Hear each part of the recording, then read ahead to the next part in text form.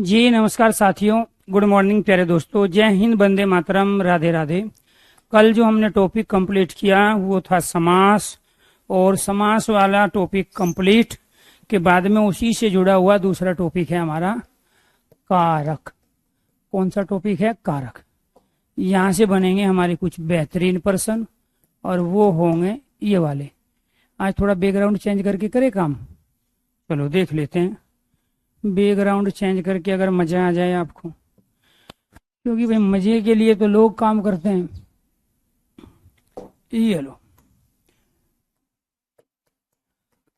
बता देना अगर आपको सुविधा है तो इसी तरीके से आगे बढ़ जाएंगे। कारक, और कारक के अंतर्गत पहला है शब्द संरचना। पहला क्या है? शब्द संरचना, अर्थात शब्द की रचना कैसे हुई है।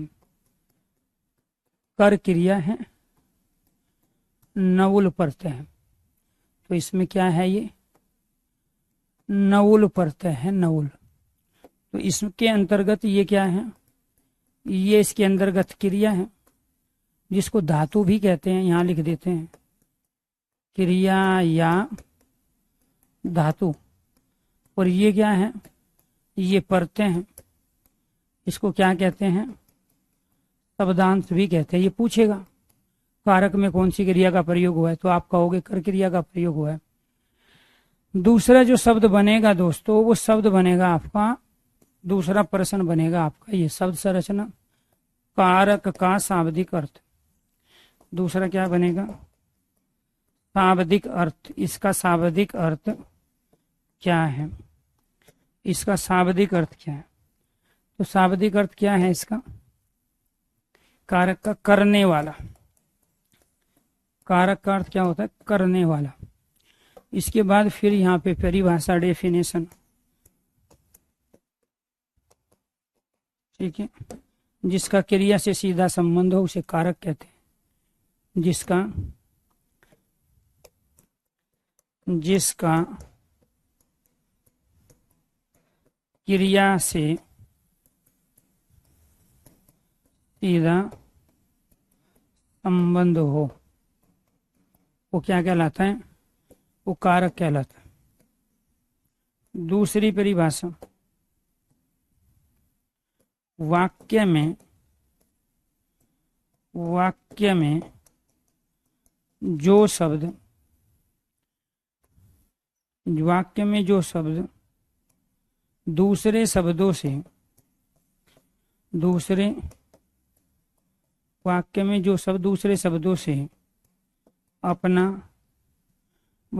जो शब्द दूसरे शब्दों से अपना संबंध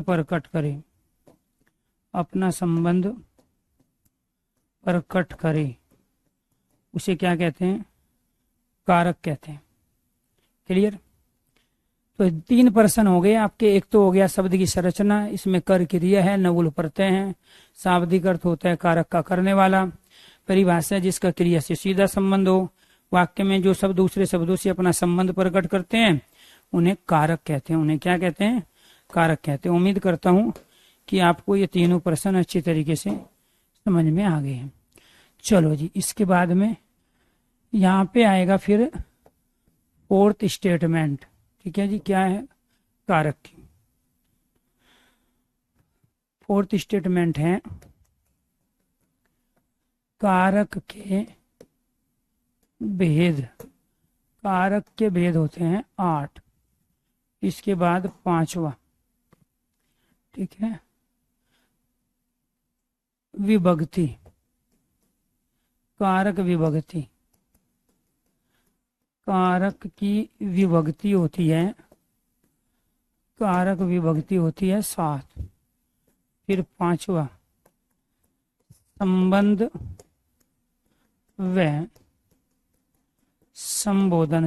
व संबोधन। कारक को यदि कारक का संबंध व संबोधन को यदि कारक का भेद न माना जाए तो इनकी संख्या 6 होती है। इनकी संख्या 6 होती है। अब आपसे पूछा जाएगा कौन सा कारक कारक के भेदों की संख्या में नहीं आता, तो आप कहोगे संबंध कारक और संबोधन कारक। ठीक है, संबोधन कारक में प्रथमा विभक्ति होती है। संबोधन कारक व कर्ता कारक, संबोधन कारक व कर्ता कारक में, संबोधन कारक व कर्ता कारक में, संबोधन कारक व कर्ता कारक में, संबोधन कारक व कर्ता कारक में प्रथमा विभक्ति होती है। संबोधन कारक व कर्ता कारक में प्रथमा विभक्ति, संबोधन कारक व कर्ता कारक में प्रथमा विभक्ति होती है।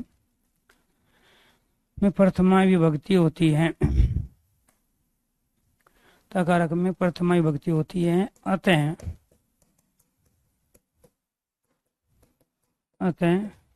विभक्ति की संख्या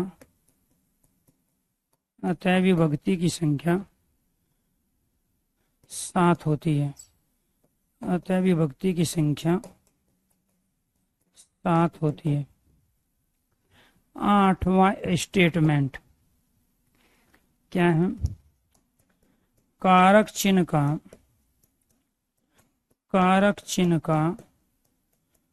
दूसरा नाम परसर्ग भी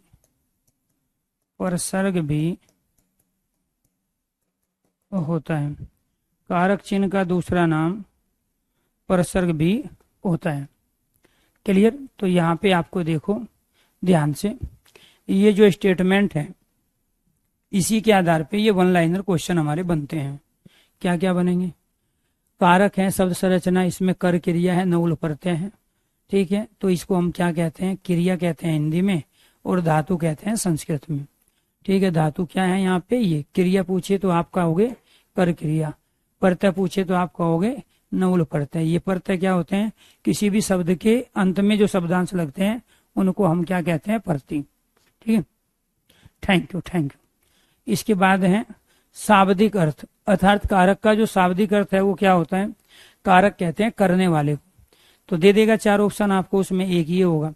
परिभाषा है जिसका क्रिया से सीधा संबंध हो। ठीक है, जैसे राम ने रावण को बाण से मारा।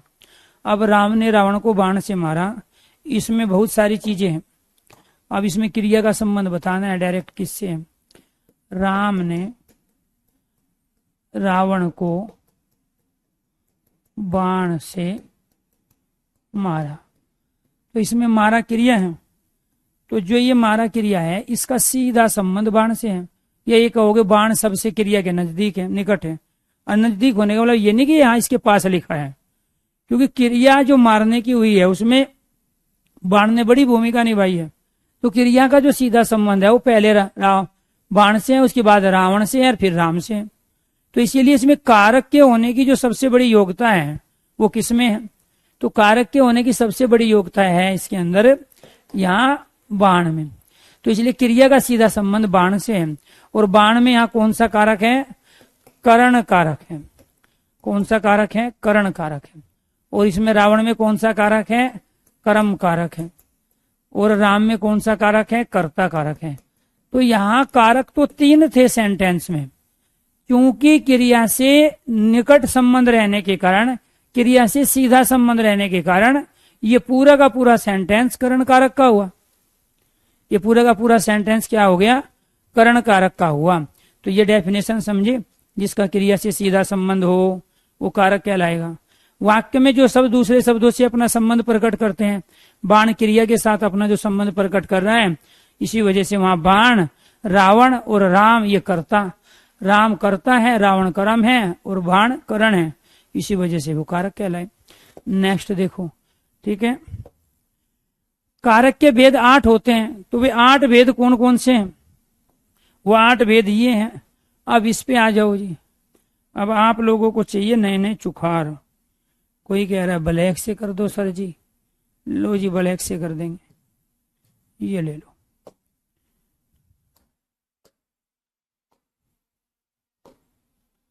ठीक है, यहां पे आ जाओ। ये जो कारक की हम बात करते हैं, पहले तो ले ली हमने यहां पे विभक्ति, क्या है, यहां पे ले ली हमने विभक्ति, और यहां पे क्या ले लिया हमने, यहां कारक, और यहां ले लिया हमने कारक चिन्ह।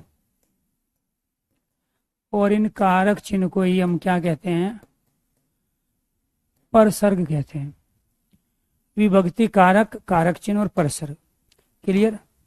अब इसमें क्या है, यहां ये इसमें है प्रथमा, प्रथमा विभक्ति है। इसके बाद यहाँ पे द्वितीय विभक्ति, तृतीय विभक्ति, और इसके बाद चतुर्थी विभक्ति, इसके बाद पंचमी विभक्ति, षष्ठी विभक्ति, इसके बाद सप्तमी विभक्ति, और यहाँ आ जाती है फिर प्रथमा। तो ये थी हमारी विभक्ति, और इन विभक्तियों के आधार पे कुछ हैं हमारे कारक। और कारक में एक आता है हमारा कर्ता कारक, एक आता है हमारा कर्म कारक, तीसरा होता है करण कारक, और इसके बाद होता है संप्रदान कारक, पंचमी होता है अपादान कारक, और इसके बाद होता है संबंध कारक। क्या होता है, संबंध कारक। और ये होता है हमारा अधिकरण कारक, और ये यहाँ पे है हमारा संबोधन। क्या है, संबोधन कारक। अब इनमें जो कारक चिन्ह अर्थात परसर्ग लगे हैं वो है ने, कर्ता ने कर्म को करण से के द्वारा, करण से के द्वारा संप्रदान, संप्रदान के लिए अपादान से अलग होना, अपादान से अलग होना, संबंध का के की, रे रा और री, अधिकरण में पे और पर, संबोधन हे ए अरे अजी, हे ए अरे अजी हेलो, ये सब क्या कहलाते हैं, हमारे संबोधन।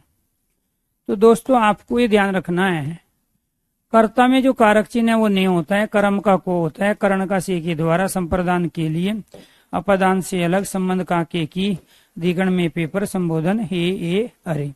तो ये संबोधन का चिन्ह आता है। इसमें जो चिन्ह लगता है इसको पहचानना बड़ा आसान है, क्योंकि इसमें बिना चिन्ह के होगा ही नहीं। और दूसरी चीज आपको ये ध्यान रखना है, संबोधन में प्रथमा है और यहाँ कर्ता में भी प्रथमा विभक्ति है। इसी वजह से विभक्ति की जो संख्या होती है वो 7 है, कारक जो होते हैं वो 8 होते हैं, और कारक चिन्ह का दूसरा नाम होता है परसर्ग, इन्हीं को हम क्या कहते हैं, परसर्ग भी कहते हैं। कारक में सबसे ज्यादा रिपीट होने वाला, सबसे ज्यादा बार पूछा गया प्रश्न और सबसे आसान प्रश्न आपके सामने है। वो इसको देके इसको पूछ लेगा, इसको देके इसको पूछ लेगा, इसको देके इसको पूछ लेगा, इसको देके इन दोनों को पूछ लेगा, और इसको देके इन दोनों को पूछ लेगा। कैसे पूछेगा ये देखो। तो वो कहेगा के लिए जो कारक चिन्ह है उससे संबंधित कारक बताओ, 4 ऑप्शन दे देगा, कर्ता, कर्म, करण, संप्रदान। तो आपका आंसर हो गया संप्रदान। फिर वो कहेगा करण कारक में विभक्ति बताओ, 4 ऑप्शन देगा, प्रथमा, द्वितीय, तृतीय, चतुर्थी। तो आप कहोगे तृतीय विभक्ति। फिर वो कहेगा षष्ठी विभक्ति में कारक बताओ कौन सा है, तो 4 ऑप्शन देगा, संबोधन, अधिकरण, संबंध और अपदान। तो आप कहोगे संबंध। क्लियर। फिर वो कहेगा ये का के की में विभक्ति बताओ कौन सी होती है, का के की में विभक्ति बताओ कौन सी है, तो आप कहोगे षष्ठी विभक्ति। तो का के की विभक्ति है षष्ठी विभक्ति। कहने का मतलब ये है, इसको दे के इन दोनों को पूछ लेगा, इसको दे के इन दोनों को पूछ लेगा, इसको दे के इन दोनों को पूछ लेगा। और ये आपको याद करने, याद कैसे करने? कर्ता ने कर्म को करण से के द्वारा संप्रदान के लिए अपदान से अलग होना, संबंध का के की रेरारी अधिकरण में पेपर संबोधन है हो। अरे ये प्रथमा विभक्ति है। आप इसी प्रथमा को इस तरीके से भी याद रख सकते हो, 1 2 3 4 5 6 7, ठीक है। तो ये प्रथमा विभक्ति होगी तो विभक्ति तो 7 ही होगी, कारक 8 हुई। ये संबंध कारक जो है ना, ये आपको ध्यान रखना है।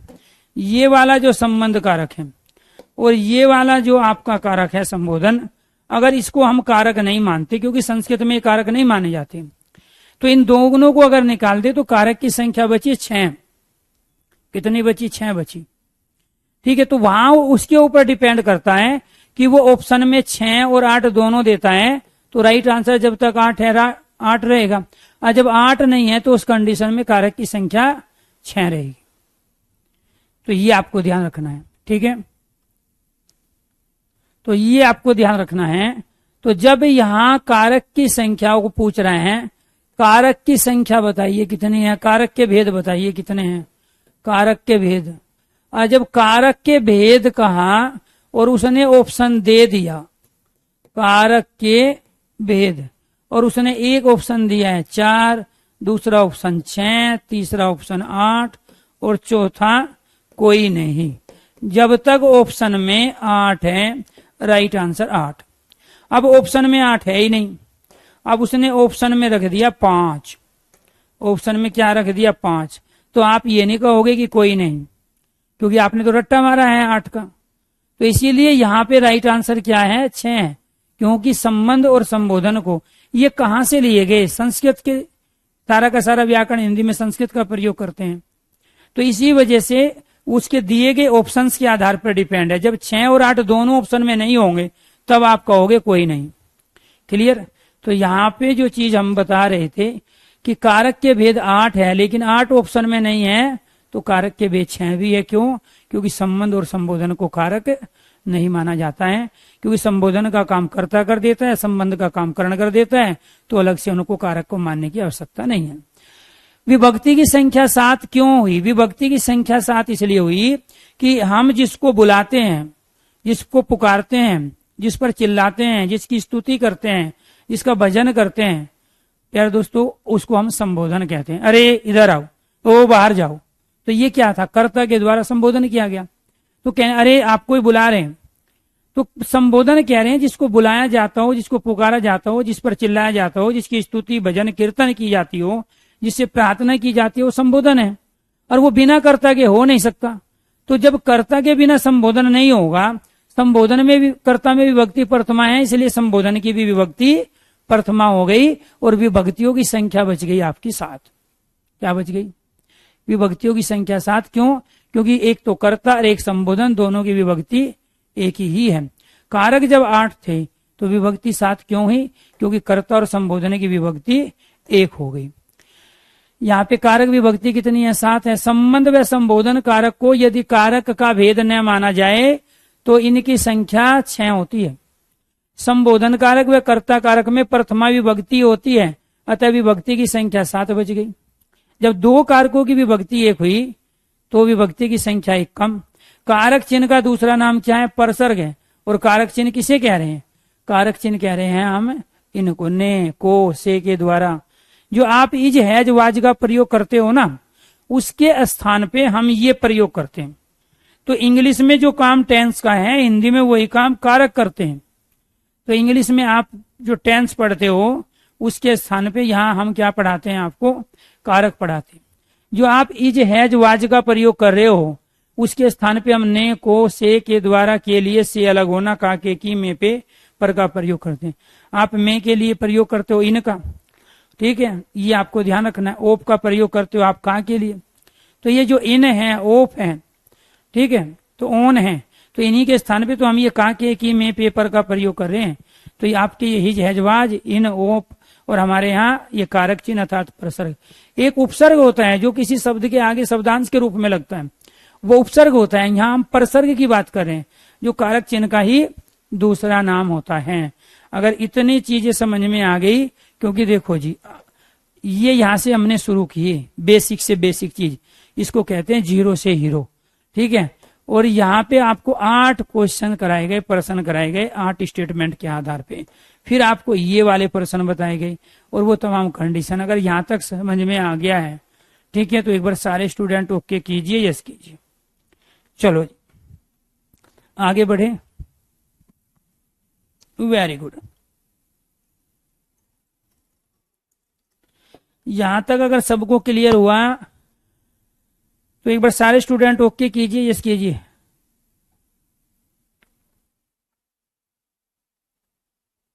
Very good. अरे जब 6 कारक है तो विभक्ति भी फिर संस्कृत में 6 होगी, वहां कहाँ कह रहे हैं कि 7 विभक्ति होगी, बेफालतू की बातें करेंगे।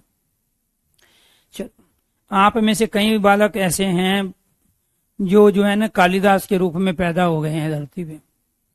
कालिदास क्या था? कालिदास को स्टार्टिंग में मूर्ख घोषित कर दिया गया था, भी मूर्ख, क्योंकि वो पेड़ की उसी टहनी को, उसी डाली को काट रहे थे जिस पर वो बैठे हुए थे। ऐसी आप में से भी कई बच्चे होते हैं, पढ़ते समय आप एक विशेष बुद्धि, जो साइंटिस्ट की जो बुद्धि होती है, दार्शनिक की बुद्धि होती है, कवि लेखक साहित्यकार की बुद्धि है, वो यूज कर लेते हो। तो आपको ध्यान रखना है कि साइकोलॉजिस्ट हुए हैं हार्वर्ड गार्डनर, उन्होंने बुद्धि के अनेक फंक्शन बताए, अनेक प्रकार की बुद्धि बताई। एक यांत्रिक बुद्धि है, एक सामाजिक बुद्धि है, दार्शनिक बुद्धि है। तो आप भी कई बार इस तरह की ही बुद्धि का प्रयोग कर लेते हो, ठीक है। तो यहाँ पर पढ़ते समय आपको जो कॉन्सेप्ट होता है उसको लॉजिक और सीक्वेंस में लेके आगे बढ़ना होता है। हमने कुछ कहा नहीं, अपने आप दिमाग लगाए जा रहे, दिमाग लगाए, और जो हमने कहा वो यहाँ पे लिखा। इसमें कहाँ लिखा हुआ है? जब कारक 6 होंगे तो विभक्ति भी 6 होगी, ठीक है। जब कारक 8 होगी तब विभक्ति 7 होगी, क्योंकि बाकी तो जो कर्ता संबोधन है उनकी विभक्ति तो एक ही है, सेम है, ठीक। और वो क्यों है सेम, उसका लॉजिक आपको बताया गया कि संबोधन हम क्या है, जब किसी को बुलाते हैं, पुकारते हैं, तो क्या बिना कर्ता के आप किसी को बुला सकते हो? बिना कर्ता के भगवान की स्तुति हो सकती है, ठीक है, भक्ति हो सकती है? नहीं होगी। तो कर्ता में जब विभक्ति प्रथमा है तो संबोधन की भी वही होगी, क्योंकि काम तो कर्ता ही कर रहा है। चलो जी, इसके बाद आ गया हमारा कर्ता कारक। तो पहला है, एक एक के बारे में पढ़ेंगे यहाँ। कर्ता कारक, कर्ता कारक में प्रथमा विभक्ति होती है। एक प्रश्न तो हमारा ये बना। दूसरा है कारक चिन्ह, अर्थात जो परसर्ग होता है इसमें, वो परसर्ग होता है नहीं, ये दूसरा प्रश्न बना। इसके बाद फिर बनता है परिभाषा। क्या है? परिभाषा। परिभाषा क्या है? परिभाषा है यहाँ पे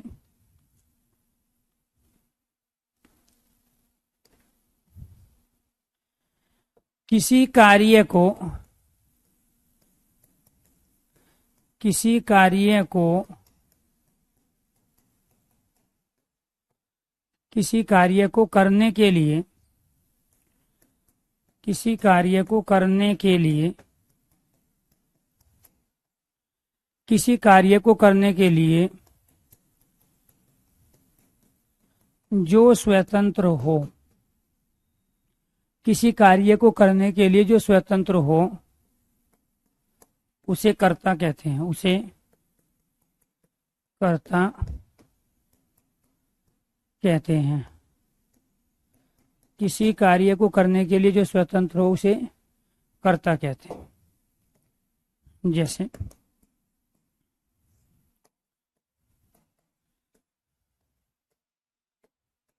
पक्षी उड़ते हैं,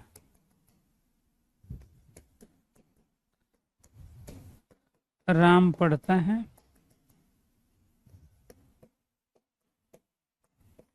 बच्चा रोता है, शिक्षक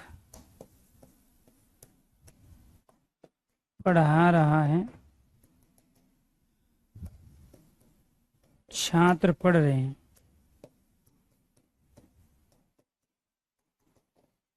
तो यहाँ पे कार्य को करने के लिए स्वतंत्र कौन है?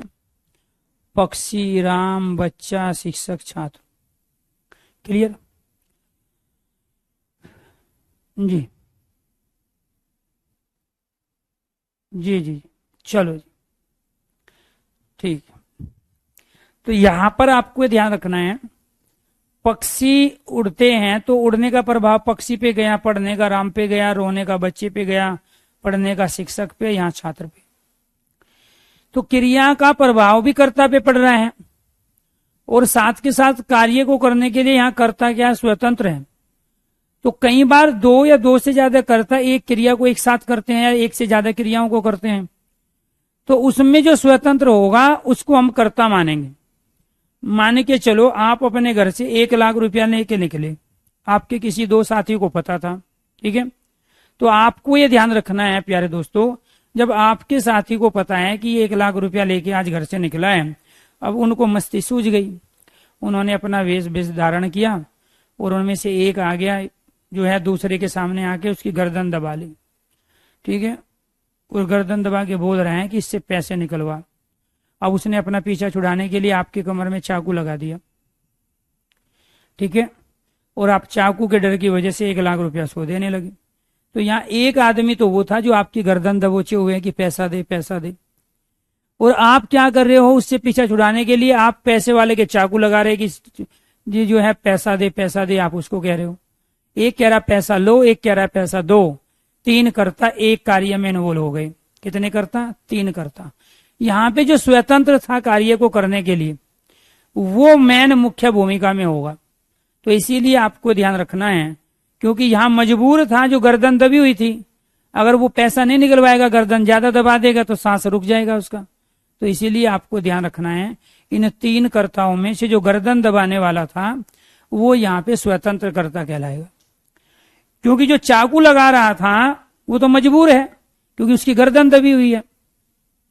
हालांकि वो अलग बात है, वो चाकू उसको भी लगा सकता था जिसने गर्दन दबाई हुई है, लेकिन यहां आपको ध्यान रखना है 3 कर्ता के इन्वॉल्व होने पर भी जो कार्य करने के लिए स्वतंत्र होगा उसी को ही हम यहाँ स्वतंत्र कर्ता कहेंगे। तो ये क्या थे हमारे कर्ता कारक, और इन सब में क्या है? प्रथमा विभक्ति है, इनमें क्या है? प्रथमा विभक्ति।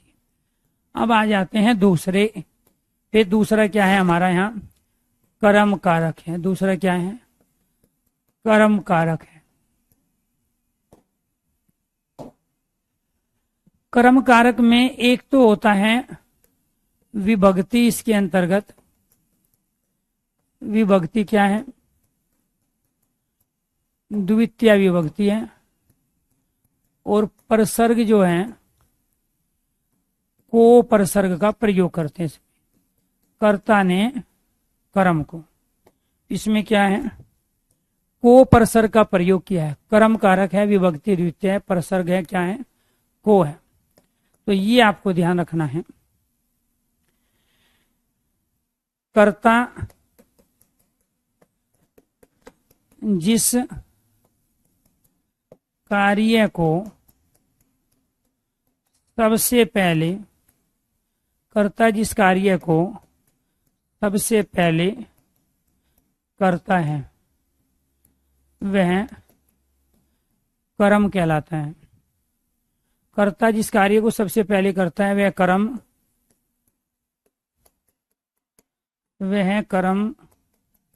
कहलाता है। वह क्या कहलाता है? कर्म कहलाता है। दूसरा, कर्ता जिस कार्य को सबसे पहले करता है तो वह क्या कहलाता है? कर्म कहलाता है। दूसरा आपको ध्यान रखना है, कर्ता जिसे पसंद करता है, कर्ता जिसे पसंद करता है वह कर्म कहलाता है। तीसरा,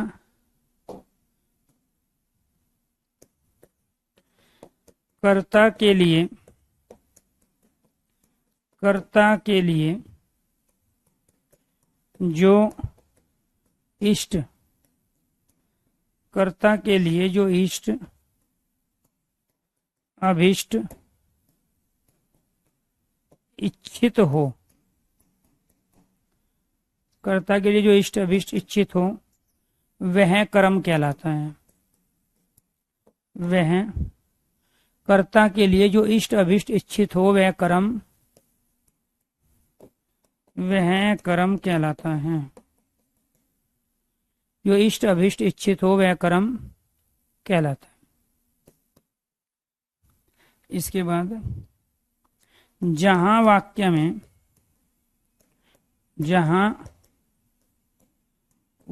में दोनों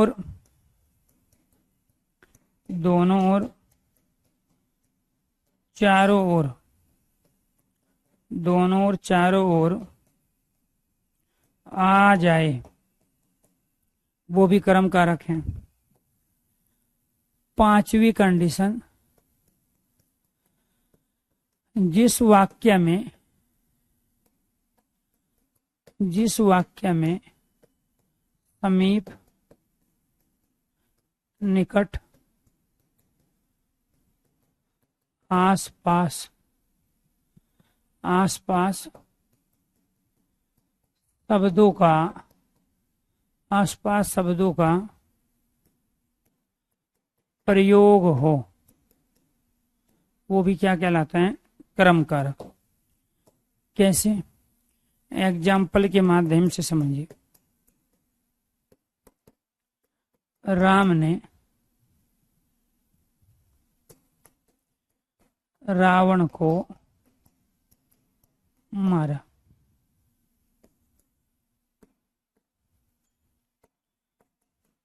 मैंने पुस्तक पढ़ी।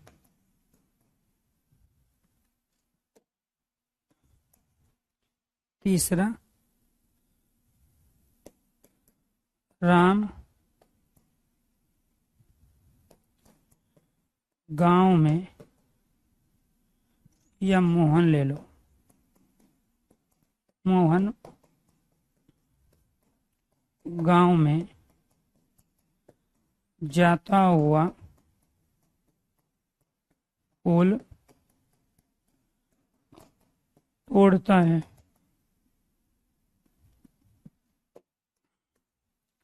फोर्थ,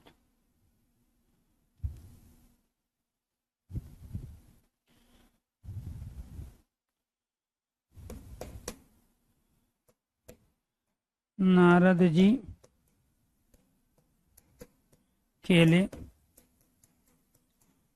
खाते हैं।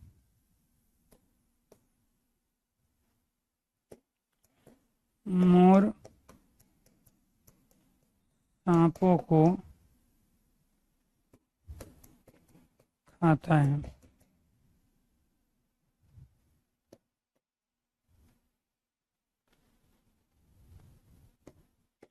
मैंने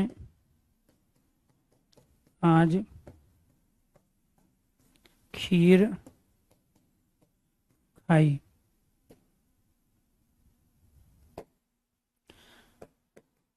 सातवां,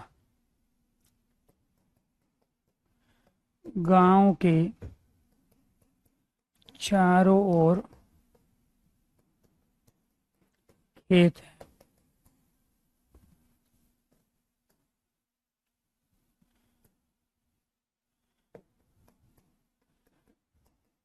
विद्यालय के दोनों ओर पेड़ है।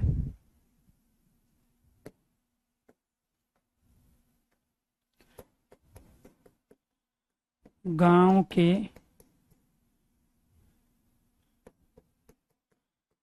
आसपास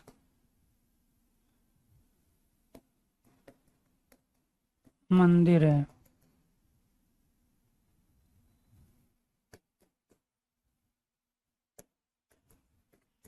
मेरे घर के निकट पार्क है।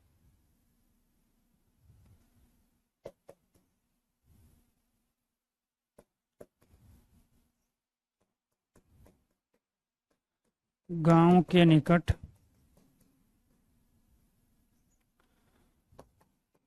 गांव के समीप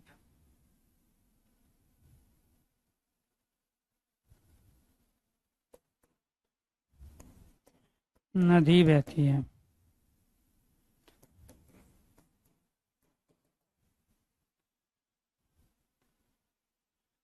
चलो जी, ये 11 सेंटेंस है और 11 के 11 क्या है प्यारे दोस्तों, कर्म कारक के। कंडीशन अप्लाई करो, क्या है कंडीशन। कर्ता जिस कार्य को सबसे पहले करता है, कई बार कर्ता 2-3 काम एक साथ कर रहा है, जैसे खाना भी खा रहा है पढ़ भी रहा है, तो अगर वो पढ़ने पे सबसे पहले फोकस किया हुआ है तो वो उसका प्रधान कर्म कहलाएगा, खाना खाना उसका गौण कर्म कहलाएगा, अप्रधान कहलाएगा। कर्म 2 प्रकार के होते हैं, एक मुख्य कर्म, एक गौण कर्म। मुख्य कर्म को हम प्रधान कर्म कहते हैं, गौण कर्म को हम अप्रधान कर्म कहते हैं। कई बार हम 2 या 2 से ज्यादा कामों में एक साथ इन्वॉल्व होते हैं, उसमें से हम जिसे सबसे पहले करते हैं वो हमारा प्रधान कर्म कहलाता है। जैसे हम होली दिवाली पे बहुत सारे देवी देवताओं की पूजा करते हैं, लेकिन उनमें से जिसकी सबसे पहले पूजा करते हैं वो हमारा प्रधान कर्म है, वो हमारा इष्ट है, वो हमारा अभिष्ट है। हम बहुत सारे लोगों को पैर छूते हैं, लेकिन सबसे पहले जिसके पैर छुए वो हमारे लिए इष्ट हो गया, वो हमारे लिए अभिष्ट हो गया। तो दोस्तों आपको ये ध्यान रखना है, जो यहाँ पे ये बात कही गई है कि कर्ता जिस कार्य को सबसे पहले करता है वह कर्म कहलाता है। तो आपको ये ध्यान रखना, जब 2 कार्य को या 2 से ज्यादा कार्य को आप एक साथ करोगे तो उनमें से जिसमें आप सबसे पहले इन्वॉल्व हुए वो आपका प्रधान कर्म। कर्ता जिसे पसंद करता है वह कर्म कहलाता है। अब मान के चलो आपको कहीं चॉइस दी जा रही है और आप बाकी को इग्नोर करके किसी एक में इन्वॉल्व होते हो, तो वो आपको जो पसंद किया है वो आपका कर्म हो गया। कर्ता के लिए जो इष्ट हो, आपने बहुत सारे व्यक्ति आपके सामने बैठे हुए, आप बाहर से आए और आपने सबसे पहले जिसके पैर छुए, जिसको नमस्ते की, वो आपके लिए इष्ट है, वो आपके लिए अभिष्ट है, वो आपके लिए इच्छित है। बहुत सारे देवी देवताओं की आपको पूजा करनी है, सबसे पहले जिसको आपने भोग लगाया, प्रसाद चढ़ाया, दिया जिसके आगे जलाया, वो आपके लिए इष्ट है। उसके बाद आपने तमाम जो किया है तो आप वो कंटिन्यू कर रहे। जहां वाक्य में दोनों ओर आ जाए, चारों ओर आ जाए, ये अविकारी शब्द है, दोनों ओर चारों ओर, ठीक है, तो वो भी कर्म कारक के सेंटेंस होते हैं। जिस वाक्य में समीप आ जाए, निकट आ जाए, आसपास आ जाए, तो वे भी सारे के सारे समीप, निकट, आसपास वाले क्या कहलाते हैं, हमारे सारे के सारे कर्म कारक के। जैसे राम ने रावण को मारा, अब इसमें एक तो ये को आ गया, आप इससे बता सकते हो कि इसमें को आया है इसलिए कर्म कारक है, ठीक है, क्योंकि प्रधानता इसी की है, रावण की, ठीक है। मैंने पुस्तक पढ़ी तो यहाँ पुस्तक कर्म हो गया आपका, ठीक है। मोहन गांव में जाता हुआ फूल तोड़ता है, तो वो जब घर से निकला तो गांव में जाने के लिए निकला, रास्ते में फूल मिल गए, तोड़ लिए, तो प्रधान कर्म तो गांव में जाना हुआ ना। मान के चलो आपको यूनिवर्सिटी जाना है और वो पार्क के रास्ते से आप जाते हो, तो आदत है आदमी को चलते चलते फूल तोड़ने की, पत्ता तोड़ने की, पत्ती तोड़ने की। तो वहां से जब आप निकले थे तो यूनिवर्सिटी जाने के लिए निकले थे, किसी ऑफिस में क्लासरूम में जाने के लिए निकले थे, घर से फूल तोड़ने के लिए तो नहीं निकले थे। तो कर्ता जिस कार्य को सबसे पहले करता है तो क्या किया उसने, गांव में जाना, ये इसका प्रधान कर्म है, मुख्य कर्म है, ये अप्रधान कर्म है। नारद जी केले को खाते हैं, और बहुत सारे बच्चे क्या करते हैं, वो कारक चिन्ह से कारक की पहचान करते हैं, जरूरी नहीं है, आप कंडीशन भी तो अप्लाई कर सकते हो। तो यहाँ कंडीशन क्या है, कर्ता जिसे पसंद करता है, कर्ता जिसे सबसे पहले करता है, कर्ता के लिए जो इष्ट है। यहाँ नारद जी केले खाते हैं तो यहाँ केले आपका कर्म है। मोर सांपों को खाता है, यहाँ सांप आपका कर्म है, ठीक है। मैंने आज खीर खाई है तो यहाँ खीर कर्म है। तो एक तो आप को के आधार पे पहचान सकते थे, किसमें, इसमें और इसमें, बाकी में तो मैंने जानबूझ के को का प्रयोग किया ही नहीं। बहुत सारे बच्चे इसको अधिकरण कारक कहेंगे। तो ये जो 5 कंडीशन मैंने लिखवाई है तो पांचों पे सेंटेंस बनेंगे और पांचों की अलग अलग कंडीशन रहेगी। तो ये आपको ध्यान रखना है कि यहाँ पे मोहन गांव में जाता हुआ फूल तोड़ता है, इसमें तो कहीं को है नहीं, इसमें तो मैं आता है अधिकरण में, अधिकरण में तो वहां ऑप्शन में अधिकरण भी रहेगा, तो बहुत सारे बच्चे इसको अधिकरण ही करके आएंगे। तो इसीलिए यहाँ पर वो कंडीशन अप्लाई करनी पड़ेगी कि जहां कोई कर्ता है किसी कार्य में इन्वॉल्व होता है तो सबसे पहले वो जिस चीज में इन्वॉल्व हो रहा है, जिसको कर रहा है वो उसका प्रधान कर्म है, जिसको बाद में कर रहा है वो प्रधान गुण कर्म है। तो यहाँ गांव में कर्म कारक है, ठीक है। तो मैंने आज खीर खाई है तो यहाँ खाने का प्रभाव खीर पे पड़ा है, तो खीर आपका कर्म है, ऑब्जेक्ट है। यहाँ केले हैं, यहाँ गांव है, यहाँ पुस्तक है, तो पढ़ी क्या है, पुस्तक है। तो ये क्या है, यहाँ कर्ता राम, मैंने, मोहन, नारद, मोर, मैंने, ये सब करता है। कर्ता के होते हुए भी सेंटेंस में प्रधानता कर्म की है। तो इसीलिए अब जब वो पूछेगा कि यहाँ राम बताओ क्या है, अंडरलाइन करेगा, तब आप कहोगे आप राम करता है।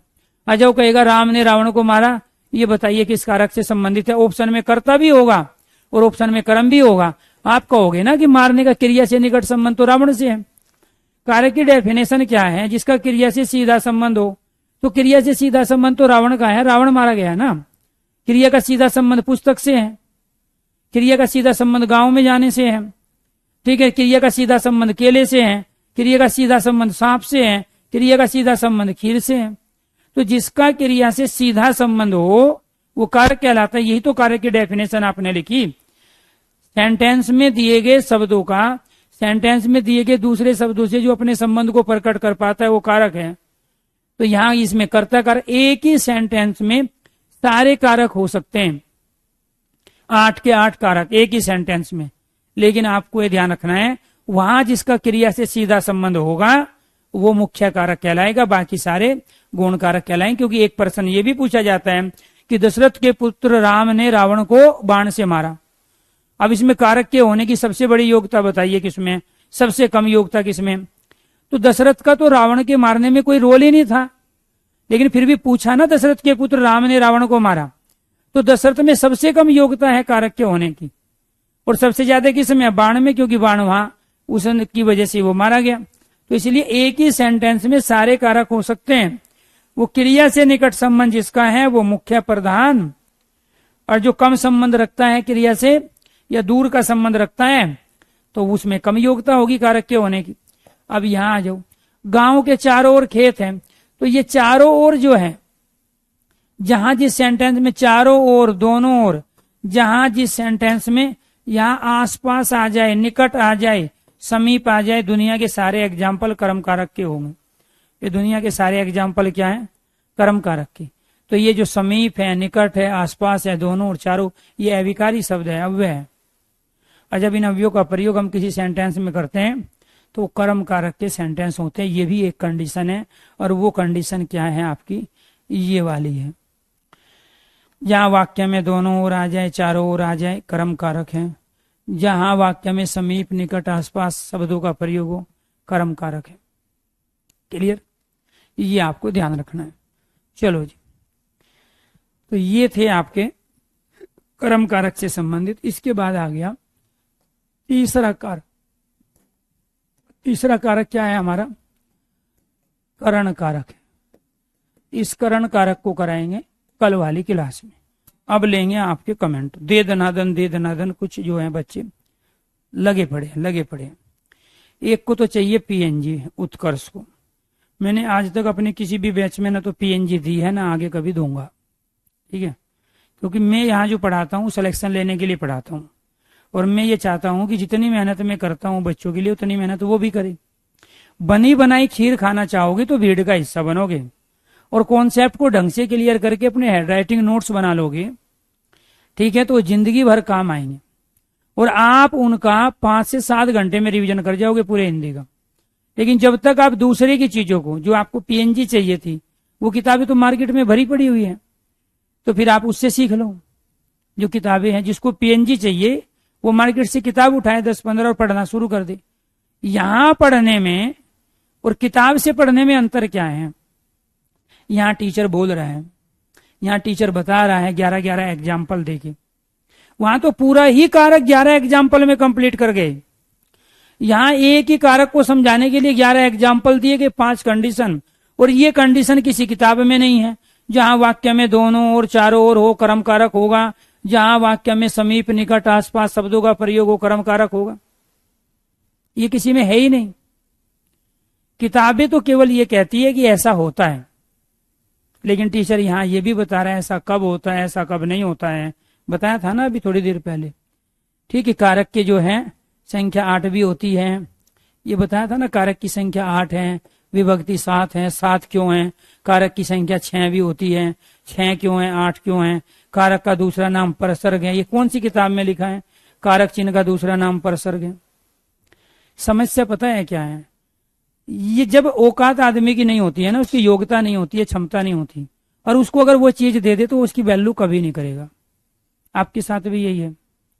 आपको पढ़ना है ऊपर ऊपर से और फटाफट फटाफट पढ़ना है आपको, और फिर एक बड़ी भीड़ का हिस्सा बनना है, ताकि 4 साल तक आप हिंदी सीखते रहो, जैसे आप मैथ, रीजनिंग और जीएस पिछले 4 साल से सीख रहे हो, और थोक के भाई एग्जाम आप दे चुके हो। ठीक है, अगर ऑनलाइन ऑफलाइन एग्जाम को मिला ले तो अब तक एग्जाम जितने आप लोगों ने दिए बोरा भर जाता। लेकिन आप अपना ये देखो सक्सेस रेट क्या है आपका। रीजन है कि जिंदगी में न तो आप तरीके बदलने चाहते, जो तरीका आपका डिग्री को लेने का था, डिग्री को इकट्ठा करने का, ग्रेजुएशन करने का, पोस्ट ग्रेजुएशन करने का, ठीक है, वही तरीका आपका नौकरी लेने का है। तो कहां से, तो आप भीड़ का हिस्सा रहोगे और बड़े लंबे समय तक रहोगे। जिस दिन आप अपने आप को सही सीक्वेंस में ढंग से लॉजिकली पढ़ना सीख गए, और ये जिन चीजों को इकट्ठे करने पे आपका ध्यान नहीं रहा बल्कि इनको समझने में सीक्वेंस में ध्यान चला गया, तो उस दिन आप अपने आप को सब्जेक्ट से टॉपिक से फ्री करना स्टार्ट कर दोगे। और किसी सब्जेक्ट और टॉपिक से फ्री होने के लिए मैक्सिमम 6 महीने बहुत होते हैं। कि वो आप आईएएस का एग्जाम दे रहे हो, कि वो पीसीएस का एग्जाम दे रहे हो, आरओ का दे रहे हो, यूपीएसआई का, यूपी पुलिस कांस्टेबल का, या किसी भी भर्ती के सिपाही का या टीचर का कोई भी एग्जाम दे रहे हो, 6 महीने बहुत होते हैं। बशर्ते तरीका आपको पता हो कि बेस्ट तरीका पढ़ने का क्या है। तो इसीलिए आपको ये ध्यान रखना है कि यहां पर जो चीज है वो दिमाग में सेव करो। कितनी बार रजिस्टर भरोगे इस पे, कौन सी ऐसी चीज है। अगर हिंदी में भी आपको दुविधा है तो फिर बाकी सब्जेक्ट में आपकी क्या हालत होती होगी। भर्ती तो सब होना चाहते हैं, पीएनजी एक को ही चाहिए। पीएनजी का मतलब है दोबारा से फिर हिंदी को रट्टा मार लेना, और रटने में दूंगा नहीं, क्योंकि ये जो पीएनजी आपको चाहिए यही क्लास नोट्स के रूप में मैं ऑलरेडी दे चुका हूं, और मैं देना नहीं चाह रहा था। क्यों, मुझे पता था कि ये दोबारा फिर रटेंगे उससे। और लेकिन बच्चों की डिमांड होती है, कहाँ मानते हैं, फिर हमें भी ऐसे चलना पड़ता है जैसे बच्चे चाहते हैं। अगर मुझे 100 बच्चे मिल जाए और घर वाले जिम्मेदारी दे देगी इनकी 100 की नौकरी लगवानी है, आपके पास 2 साल है, अगर मुझे घोड़े भी मिल जाएंगे ना, तो ईमानदारी से बता रहा हूं, या गधे भी मिल जाएंगे तो उनको घोड़ा बना के भर्ती करा दूंगा। लेकिन कब, जब वो मेरी बात मानेंगे तब। इसलिए कई बार टीचर को ऐसे काम करने पड़ते हैं बच्चों को खुश करने के लिए, बेफालतू का मक्खन लगाना, ठीक है, बेफालतू की मजाक। क्योंकि जब मैं सीरियस होकर पढ़ाता हूं बच्चा झेल ही नहीं पाता, पचा ही नहीं पाता, क्योंकि ज्ञान है, सबके बस की बात थोड़ी, सब में परमात्मा ने क्षमता पैदा थोड़ी कर दी इस ज्ञान को पचाने की। बहुत सारी चीज है खाने की, लेकिन कुछ खाने के बाद आपको उल्टी हो जाती है, कुछ में बदहजमी हो जाती है, कुछ की आपकी इच्छा ही नहीं होती, आप तो अपने अनुसार चीजों को ले रहे हो। लेकिन टीचर को तो ये पता है कि सिलेक्शन किन लोगों का होगा, इसलिए टीचर क्या करते हैं, उस सिलेक्शन के लिए जो बेस्ट कंटेंट है उसको लेके चलते हैं। ठीक है, तो मैं उस तरह का टीचर न तो हूं, ना मैं बनना चाहता, ना मैं बनूंगा, क्योंकि 15 साल से मैं पढ़ा रहा हूं, ठीक है, 5 साल से मैं ऑनलाइन हूं, तो इसीलिए मैं अपने तरीके से चलता हूं। आपको अपने तरीके बदलने पड़ेंगे, क्योंकि मुझे ये पता है मैं इसी तरीके से पढ़ा के कई लाख बच्चों को नौकरी दिलवा चुका हूं। ठीक है, तो इसीलिए आपको एडजस्टमेंट में अगर प्रॉब्लम है तो आप रेगुलर क्लास सुने, चुपचाप ये मान के कि मुझे कुछ समझ में नहीं आ रहा है। जैसे 10 क्लास आपकी हो जाएगी, आपको एक दिव्य दृष्टि प्राप्त होगी, ज्ञान हो जाएगा। जैसे महात्मा बुद्ध को और बाकी लोगों को होता ना, अचानक एक सूझ बनेगी आपके अंदर, और तब पता चलेगा कि हाँ, सीखने का तरीका ये है। समस्या क्या है आप लोगों के सामने, समस्या ये है कि जैसा आपने पहले पढ़ा है किसी से, कहीं से, उसी तरीके से कोई आपको पढ़ा रहा है, अच्छा पढ़ा रहा है, और कोई अपने नए मेथड से, नए तरीके से चीजों को सीक्वेंस में लॉजिकली लेके अगर आपके सामने, ओ तरीका ये क्या कर रहे हैं सर, समझ में ही नहीं आ रहा है। ये तो पहला टॉपिक तो हमें वर्णमाला पढ़ना था, ठीक है, वर्णमाला में भी ए पर पहले पढ़ना था, सर ने आ पहले क्यों पढ़ा दिया। ठीक है, ये आपकी सोच है। फिर कहते हो सर जी हमारी नौकरी नहीं लगती। सोच क्या है, मैंने पढ़ाया कि नहीं आ है, फिर मैंने ओ पढ़ाया। ठीक है, बच्चे क्या, अरे सर जी पहले तो ए आता है फिर आ आता है, यहां झूल रहे हो आप। ठीक, आप इसी को पहला टॉपिक मान रहे हो। आपको यही नहीं पता है कि किस अब कारक क्यों पढ़ाया गया आपको, क्योंकि आपने समास पढ़ा है और ये उसी से जुड़ा हुआ है, ये उसी से जुड़ा हुआ है। तो इसीलिए कमेंट सबके आते हैं, मैं पढ़ता नहीं हूं। ठीक, क्योंकि कमेंट पढ़ के ना तो सिलेबस पूरा होगा, और जो कमेंट आप पूछते हो ना, ये सिलेबस का हिस्सा है। ठीक है, जो सिलेबस का हिस्सा है वो मैं कंटिन्यू लेके आगे बढ़ता हूं। तो कुछ बच्चों को होश अभी आ जाएगी 2, 4, 10, 15, 20 दिन में, कुछ को 2 महीने बाद आएगी, कुछ को 1 साल के बाद आएगी। क्योंकि जिसको टीचर से जो नहीं सीख पाता है तो उसको समय सिखा जाता है। तो इसलिए मैं ये गारंटी नहीं लेता हूं कि मैं सबको भर्ती करा दूंगा, लेकिन मैं ये गारंटी जरूर लेता हूं कि जो मैं पढ़ाता हूं वो पेपर में आता है, उससे बाहर कुछ नहीं आता। और जो मेरी बात मान लेता है वो हिंदी के दम पे सिलेक्शन ले जाता है। इतना मैं एक नहीं हजारों बार कर चुका हूं। तो इसीलिए थोड़ा सा आप पढ़ाई के अपने तरीके बदलो, सीक्वेंस में पढ़ो, लॉजिकली पढ़ो, चीजों को रट्टो मत। कितनी बार हिंदी पढ़ोगे? पिछले क्या 10 साल से आप हिंदी नहीं पढ़ रहे थे? क्या आपने पहली बार कारक पढ़े लाइफ में? 10 बार पढ़ चुके हो आप, 10 बार। और हर टॉपिक में 50% चीजें नहीं आ रही। क्यों आ रही है? क्योंकि आपने पूरा पढ़ा ही नहीं कभी कोई भी टॉपिक। आपको तो केवल जितना दिखाया गया उतना का ही पूरा मान लिया ना आपने। जब क्वेश्चन बनाने चले हुए ही नहीं, क्यों? क्योंकि टॉपिक पूरा था ही नहीं, पूरा कंटेंट था ही नहीं, इसलिए वो क्वेश्चन बने ही नहीं है। तो इसलिए जितना भी पढ़ोगे सीक्वेंस में पढ़ोगे। आपको मैंने हर टॉपिक में, चाहे वो समास हो, समास से पहले कहां से मैंने टॉपिक शुरुआत की? शब्द की संरचना क्या होगी, उसका शाब्दिक अर्थ क्या होगा, उसकी डेफिनेशन एक। जब एक दे दी थी तो दूसरे की क्या जरूरत थी मुझे? बताया ना फिर भी, क्योंकि स्टेटमेंट आएगी ये भी। फिर इसके बाद चौथा पर्सन समझाया आपको एग्जाम्पल देके, ये 4, ये 5, ये 6, ये मैं भी तो यहां से शुरू कर सकता था जो लोग करते हैं, यहां से कर लेता मैं। ये विभक्ति होती है, कारक होती है, कारक चिन्ह होते हैं और कारक समाप्त हो गया। लेकिन मैं ये जो कंडीशन बता रहा हूं इसकी क्या आवश्यकता पड़ी है मुझे? ये जो आपको 5-5 कंडीशन बताई, क्या आवश्यकता पड़ी जब मैं पढ़ा चुका हूं कर्म कारक के बारे में? क्योंकि मुझे पता है प्रश्न यहां से पूछा जाएगा लॉजिकली। ठीक है, जो आपने रट्टा मारा है कि जहां को आएगा वहां कर्म है, यहाँ तो नहीं है को। नारद जी केले खाते हैं, तो यहाँ तो डेफिनेशन अप्लाई करनी पड़ेगी ना। कर्ता जिसे पसंद करता है, नारद जी केले को पसंद करें। कर्ता के लिए जो इष्ट है अभिष्ट है, नारद जी के लिए इष्ट अभिष्ट केले हैं। मिठाई खाता ही नहीं नारद जी, ना गुलाब जामुन खाता, केले खाता है, तो ये उसके लिए इष्ट हो गया, अभिष्ट हो गया। ठीक है, मोर सांपों को खाता है, यहाँ मैंने जानबूझ के को का प्रयोग किया ताकि इस कंडीशन के अंतर को बता पाऊं।